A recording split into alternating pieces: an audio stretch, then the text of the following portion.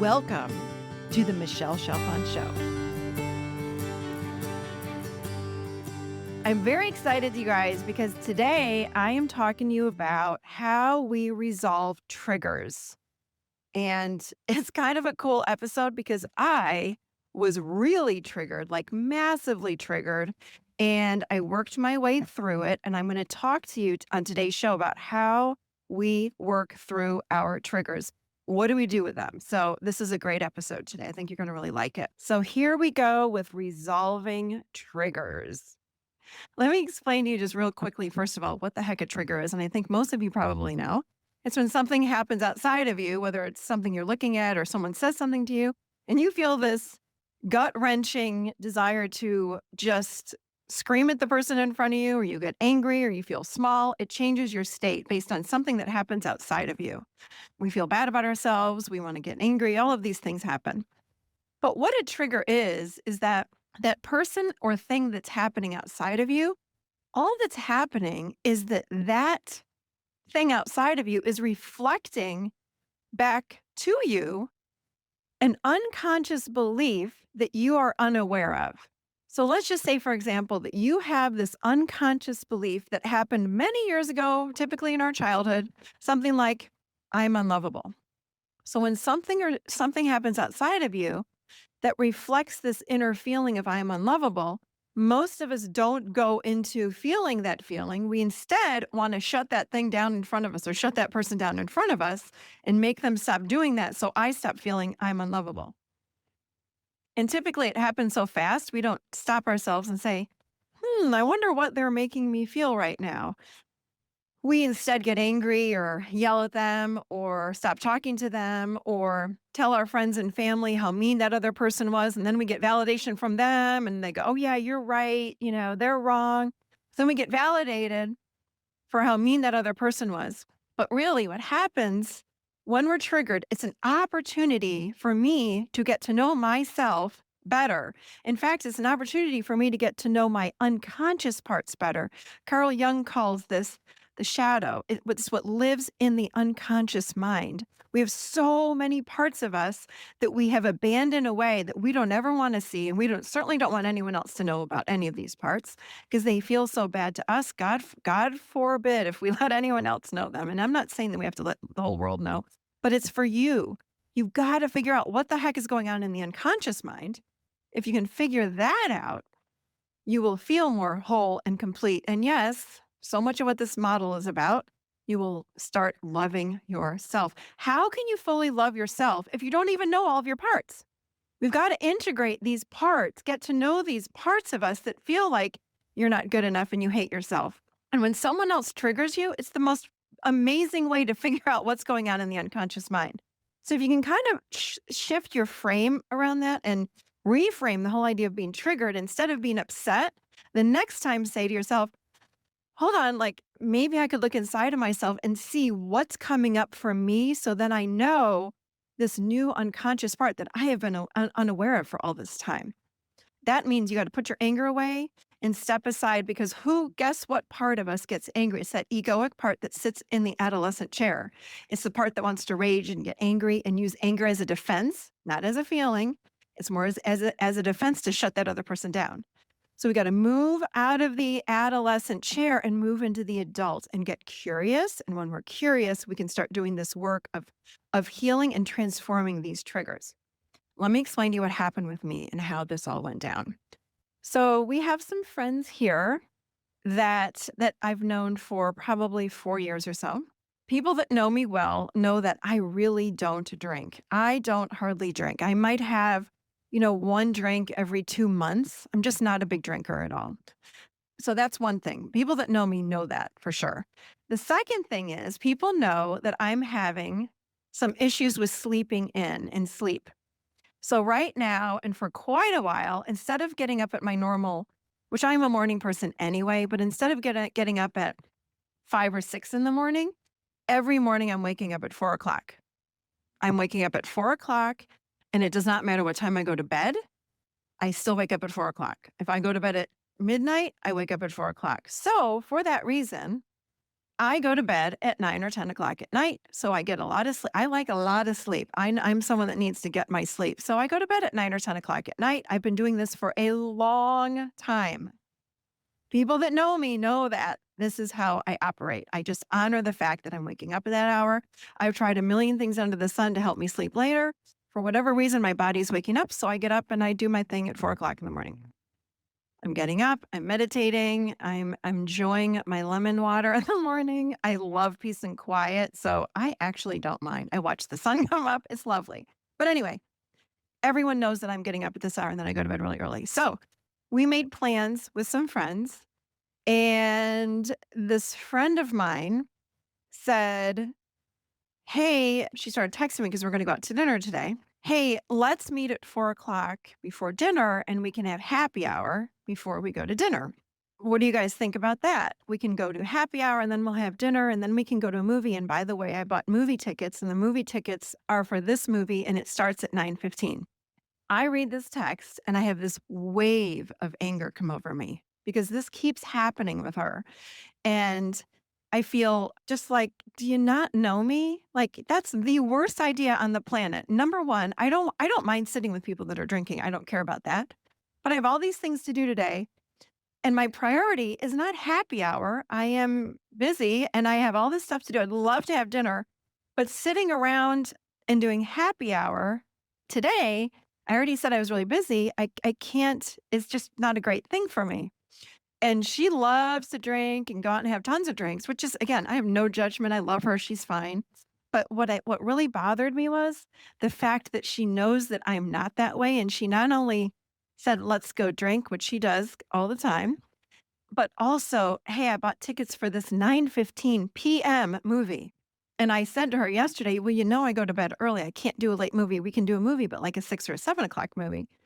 I can't be out till midnight. I'll be out. I can't live on 4 hours of sleep. So anyway, I read the text and saw that she bought the movie tickets already. And the wave of anger that came over me was like, I wanted to throw my phone through the window. So I walked, it was very early in the morning, walked in the bedroom. I woke my husband up. I said, listen, so angry. I was trying to do some work this morning. I couldn't even focus on the work. I'm trying to write another class and I'm like, I can't even think straight. I'm so freaking mad right now. So let me go wake up my husband and get his validation. So I was totally, well, I have to say, I was starting to get curious about the amount of anger that I had. So here's what happens from the chair perspective. There's a vulnerable emotion that came up and I missed it. And this is what happens with humans. And we shift very quickly then in this adolescent chair to defend who we are, to defend that very intense emotion that I was feeling again, it's like in a blink of an eye, we feel this intense emotion. The adolescent chair comes online and goes, I got this. She doesn't honor you. She doesn't hear you. What the hell's her problem? She's driving you crazy. What's wrong with her? Blah, blah, blah. So I have all this anger about my friend. So then I march into the bedroom, wake up my husband. I go, you need to listen to what I'm saying. I said, am I losing my mind here? Because she knows that I don't stay out late and I absolutely can never go to a 9:15 movie. And she already bought those damn tickets. I said, and second of all, I am not a drinker. What the hell do I want to be at a happy hour at 4 o'clock on a Saturday? That's not something I want to do. I have so much to do today. And he's like, well, my husband, well, she doesn't know what she's doing and she didn't mean anything by it. So as he's responding that way, and we love these friends. This is not anyone that I'm throwing under the bus. This was actually, I'm grateful for the whole experience because it helped me immensely. But he's trying to make me relax a little bit. So the more he's talking to me about how she didn't mean it and it's not a big deal and let it go and all this crap, it's getting more and more angry. And I'm like, are you kidding me? Do you understand? I don't drink. Why am I going to go to happy hour all these hours? And why the hell? I will never be able to sit through a movie that long. I've been up since 4 a.m. today. It's like she doesn't hear me. Like, what is going on? She's known me for years. I say the same thing all the time. And here's the key. I started saying this to him out loud. She's known me for years. I say the same thing to her all the time. I'm not a big drinker. Please don't get mad if I don't want to go party with you. And secondly, I go to bed early. She's a night owl. So she's always asking me to do things at night. Whenever we do anything, it's like going out later, doing some things later. And then, oh, come on, just push yourself. I hate when people say that to me. I'm like, I'm exhausted. I need my sleep. I'm feeling incredibly invalidated. I'm not feeling seen by her. I'm so upset by her because it's like, don't you see who I am? Like, I'm telling you, for years, I've said to her, I'm not a big drinker. You know, I got to go to bed early. And she'd say, oh, just push yourself. It's no big deal. And then, when she asks me what I'm doing for New Year's, I have anxiety because I'm like, how am I going to stay up till midnight? At any rate, so the more I'm thinking through it and the more my husband is not also validating me, I'm getting more angry inside. And as I'm doing this, I'm having this giant awareness that this is a big trigger and I want to know what I'm feeling, what emotions are underneath all this anger and all this longing to have somebody validate that I'm right and she's wrong and she doesn't see me and what's going on. So my husband's talking and trying to explain to me that it's not that big of a deal. And I, again, feeling even more invalidated, wanting to like just be, I was so angry with him. So it just hit me. And I was like, I need to do this from my adult chair. So I looked at him and I said, can you just do me a favor? I said, just stop talking. Stop talking. Said, and he knows because I've trained him to do this. I've said, when I say, please witness me, that means shut your mouth. And I don't mean that in a bad way. It just means, please stop talking and just listen. Because to be witnessed by another human being when we're having our experience is the most powerful healing thing someone else can do for us and loving thing. So I said, hold on a second.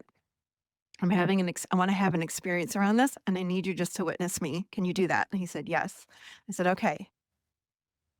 So I could feel it inside of me. And I was like, okay, so that was my adult that stepped in and said that to him. So I'm setting up what I need. Then I made the decision to just slide over and feel my emotions. So I climbed into my child chair.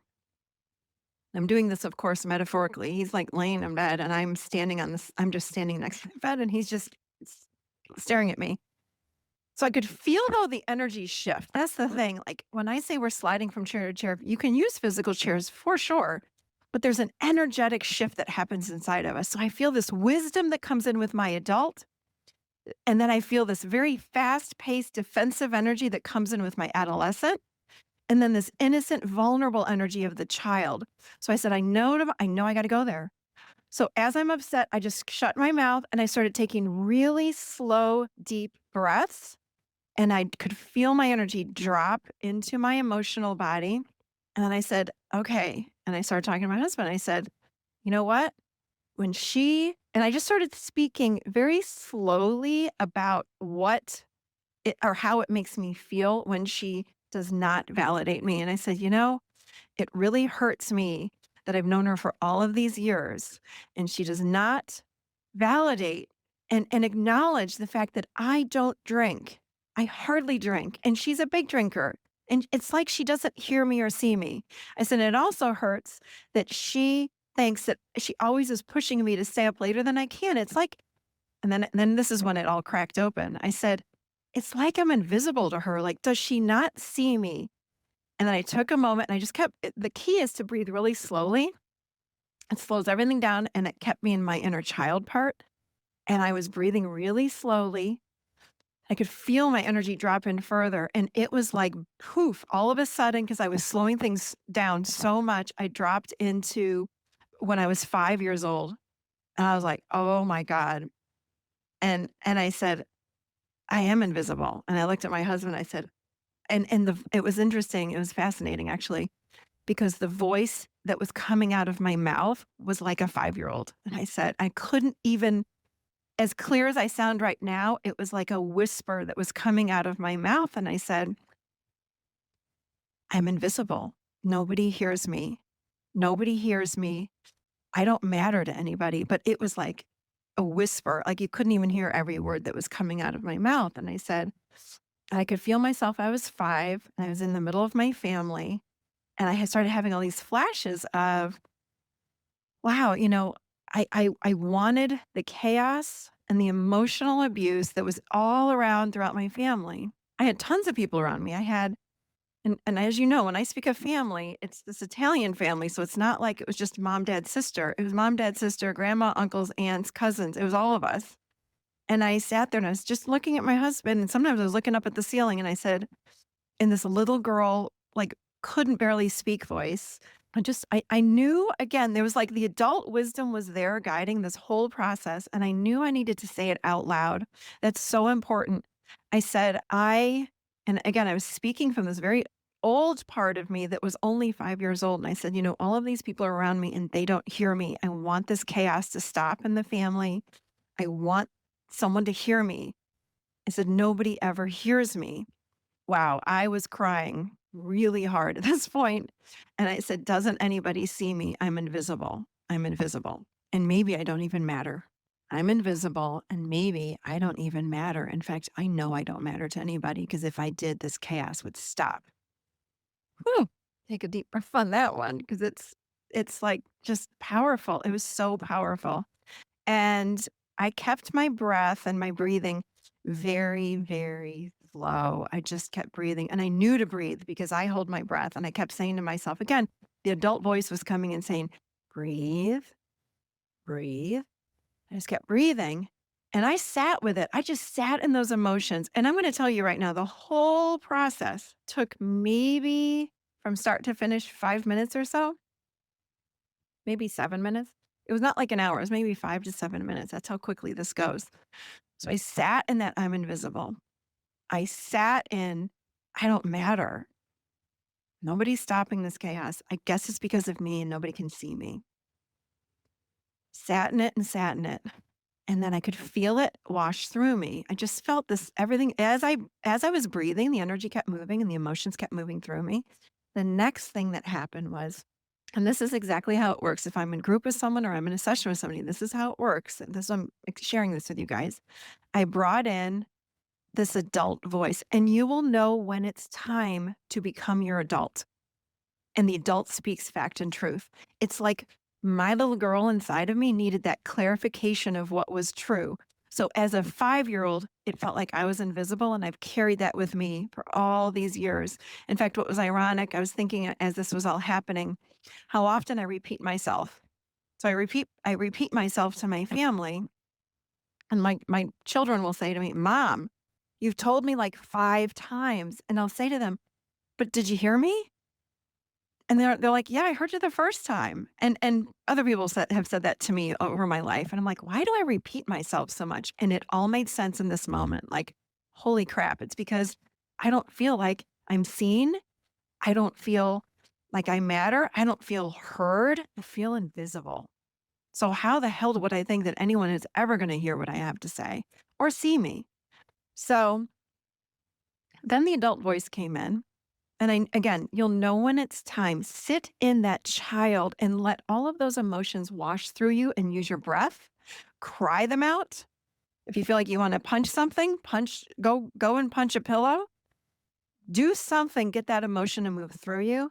And then you'll know when it's done because there is no more crying, there is no more talking. And I just stopped. And it was interesting. At one point when I was really crying, my husband said, no, he chimed in and he said, no, just hold on a second. You really need to. And I looked at him in the middle of it. I said, don't say a word. Because sometimes, of course, when people are crying or we're in the middle of our process, it is triggering for other people. And now he was getting triggered. And I looked at him, I said, don't say a word, please. Just sit here. You're doing great. Just listen to me. And he said, okay. So I had to remind him. But then then the adult voice came in and she said, here's what I know that's true. And she started listing fact and truth from what it was like way back when I was 5, and even going through all my growing up years. And it was like bullet points of facts. It was like, it's not that you were invisible. It's that they didn't know what to do. They didn't know how to stop the chaos, but they heard you. And then I remember it was like the adult voice was coming in, and then I would speak it from the child, and I would turn to my husband and I go, they did hear me and they didn't know what to do. So it was almost like this wise voice was coming in. And then from this child perspective, I was changing the program by speaking it out loud. I was like, they did not know what to do because they were so wounded. They knew there was chaos. They wanted to change it. They didn't know. Nobody knew what to do. Nobody knew how to stop it. It was mostly the uncle. It was that uncle I talk about. He brought so much emotional chaos in our family. Nobody knew how to stop him. I mean, I would know how to stop him today, but if you're wounded, you don't know how to set boundaries. You don't know how to speak up. You're in your own way. As this adult voice was coming in, I was feeling it down through my child and I was speaking it out loud saying, maybe I am seen. And it was like this curiosity was coming in. And again, the little girl voice was so quiet and it was broken. Like I couldn't even hear some of the words wouldn't even come out. And I felt like I was 5 years old speaking. And then I said, you know what? I just kept breathing. Again, this is key, you guys. Breathe, breathe, breathe very slowly. And I said, I am seen. And it wasn't my fault. I have a right to be seen. And I have a right to have a voice. As I started saying this, I could feel my legs start to fill up with energy. I could feel myself in my body. And I felt clearer and more grounded and more in my truth. And I said, you know what? Yeah, it's okay. I'm visible. I am seen. And I could feel everything. As my body started filling up with energy, I could feel my little girl, her voice got louder and deeper and louder and deeper and louder and deeper. And then I was looking like out the window for quite a while. And then I looked right at my husband at the end and I said, I deserve to be seen. I deserve to be heard. I do matter. And it was the voice I'm using right now with you guys. I'd moved into this very clear adult voice. I said they were the ones that didn't know what they were doing, but it was not my fault. It was never my fault. I was an innocent, vulnerable little girl. But I don't even blame them. They had all their own issues going on, but I know what's true now, which is I am seen and I am heard. I also felt like it is safe for me to speak up. That was it. I could feel myself fill up with energy. It was as if this little inner child part went from feeling so broken, so invisible to this filled up adult. It was like she merged into this adult part of me and I was clear and I spoke and I looked at my husband when I was done and I go, I'm done. I'm done. I feel fine. I said, it's over. I said, I am seen and it feels so good. I could feel that this energy filled up from my toes all the way up to the top of my head and down my arms. It was the most amazing experience. This is how we shift to trigger people. And now, looking back on it, when I think about my friend's text, I can honestly tell you, no charge, zero charge. In fact, I'm thinking about it right now. I have nothing. I don't feel contracted. It's over. That's our goal is to when we work with these triggers and we integrate them, oh my goodness, we're not triggered. We're triggered less and less and less and less and less. I used to be trigger happy. I was so triggered by everything. My mood would go up and down and up and down and up and down. It's so much more stable because I've worked through so many of these triggers. I remember doing shadow work many years ago and I'd get excited. I'm like, ooh, I'm triggered again. Yes. What part wants to come up? What part in the shadows is coming up? I want to learn about that part. It's a part of me. And we learn not to go there. Push it away. Cast it away. It doesn't go away. They don't go away. Just because we're not looking at them doesn't mean that those parts are not right there screaming at you that they hate you, that you're not good enough, that you are invisible. So look at it, own it. Gosh, maybe there is a part of me that is invisible. Maybe there's a part of me that feels like she is unlovable or he does not matter. Look at those parts. When you're triggered, look inside. And I did not once say to blame yourself. This has never been your fault that you have these shadow parts. I don't blame myself for feeling invisible. I was a little kid. You guys, we're all little kids when all this stuff happens. Many people say that these shadows and these unconscious parts that we cast away, most of them happen by the time we're 6 years old. You didn't know what the hell you were doing. It wasn't like you consciously said, I hate myself. Let me put that in the shadows. It happens unconsciously and it happens so fast you don't even know what's happening, but they're in there. And now as adults, it's our job to take a look in the mirror when we're triggered and go, even though I feel like killing that guy over there, I'm so mad at so-and-so, and I want to tell everyone how wrong they are.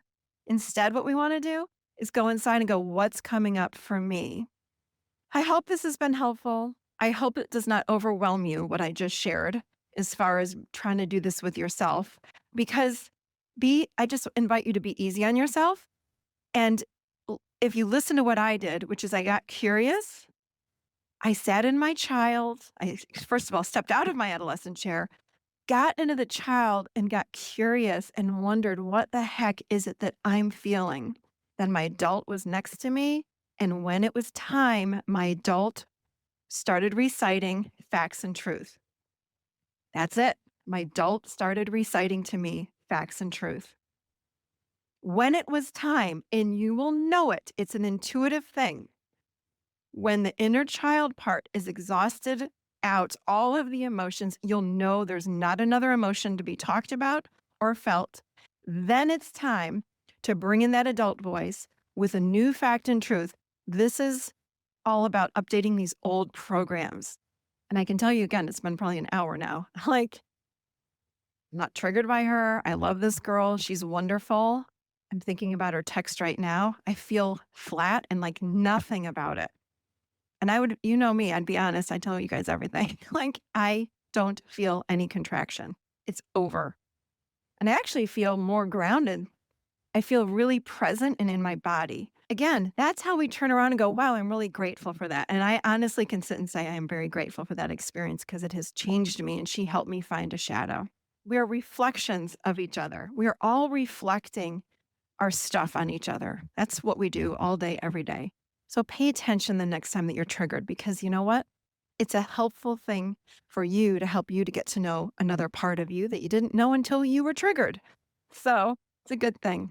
All right. Let me know what you guys think about this. And again, always sending so much love to everybody and keep using this adult chair because it really, really, really works and will transform the inside of who you are and help you to become the person that you have always wanted to be. Actually, it's the person that you already are. We just got to transform some of these triggers and these masks off of ourselves, and then the true self emerges. So, okay. Love you all.